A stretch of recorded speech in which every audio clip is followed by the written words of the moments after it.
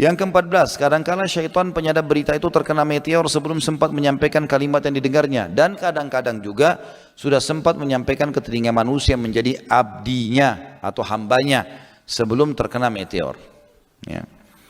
Lalu teman-teman tahu ya, itu dukun, peramal, penyamul, penyihir itu untuk minta satu hajat sama syaitan susah sekali itu.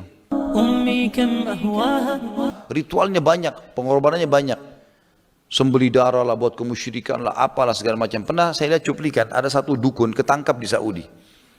Ini dianggap dukun terhebat dari Mesir waktu itu. Waktu ditangkap, ditemukan di tempat prakteknya, saya lupa di kota mana di Saudi, tapi dia masuk di situ ditangkap, ada banyak burung merpati yang diikat kakinya, yang diikat sayapnya, apalah macam batu segala macam. Maka itu namanya uqad. Dukun itu paling suka mengikat-ikat. Makanya kita bilang misyarri naffatsati fil uqad. Kita minta agar jauh dari tiupan nenek sihir yang uqad, yang dia ikat-ikat. Biasanya kalau kita temukan, kalau habis ruqyah rumah kita temukan ada tertanam di ruqyah misalnya ada keluar, itu biasanya cirinya kayak kain kafan, selalu ada simpulnya. Disimpul, lewat lagi, simpul lagi. Nah ini uqad namanya. Itu kalau ditemukan kita harus buka itu uqadnya. Dibuka sambil bacain surah Al-Falaq atau An-Nas. Baru kemudian dibakar. Karena itu yang mengikat.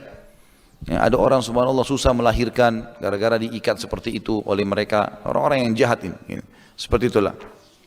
Subhanallah itu ketangkap. Maka dia sempat heran. Dia bilang sama orang-orang yang menangkapnya dari para ulama. Ada memang khusus ditugaskan untuk itu. Dia bilang, bagaimana kau bisa tangkap saya? Padahal saya ini dukun yang paling hebat. Semua wilayah ini saya sudah kirim jin-jin, setan-setan, anggota saya yang saya bayar gitu. Saya sudah kirim semuanya. Maka kata dia, kamu terlalu bodoh, kata syekhnya. Kamu terlalu bodoh untuk berpikir situ.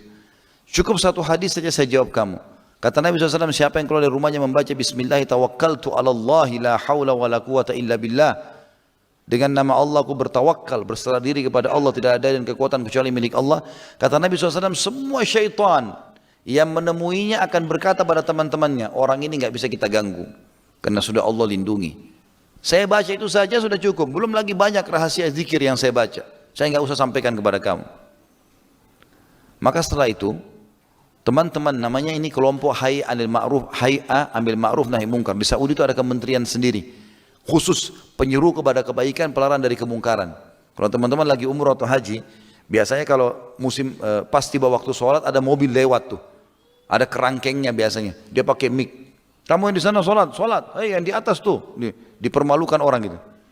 Dia keliling pasar. Kalau masih ada yang buka, denda. Kalau buka lagi sholat, 100.000 rial dendanya.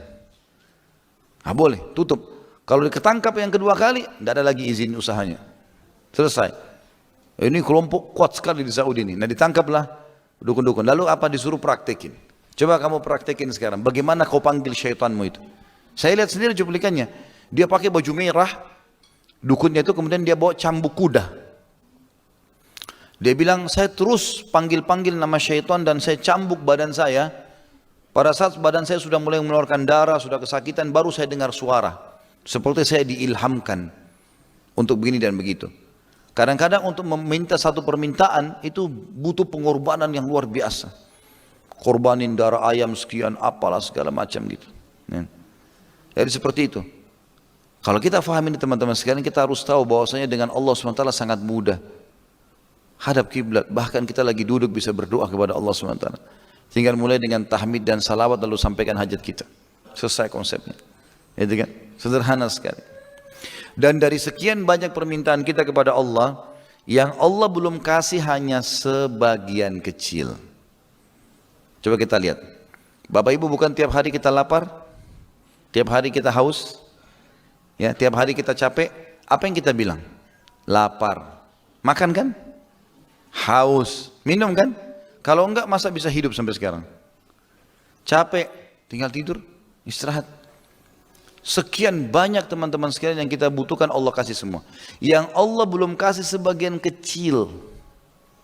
Mungkin ada satu hajat, dua hajat. Ya memang Allah tidak kasih karena Allah tahu kalau dikasih bahaya nih orang. Makanya Allah bilang dalam Al-Quran, bisa saja kalian suka sesuatu tapi buruk buat kalian. Bisa saja kalian benci sesuatu tapi baik buat kalian. Allah lebih tahu, kalian tidak tahu. Jadi jangan konyol, jangan kita lupakan nikmat yang banyak gara-gara satu permintaan yang belum Allah kabulkan. Ini keliru.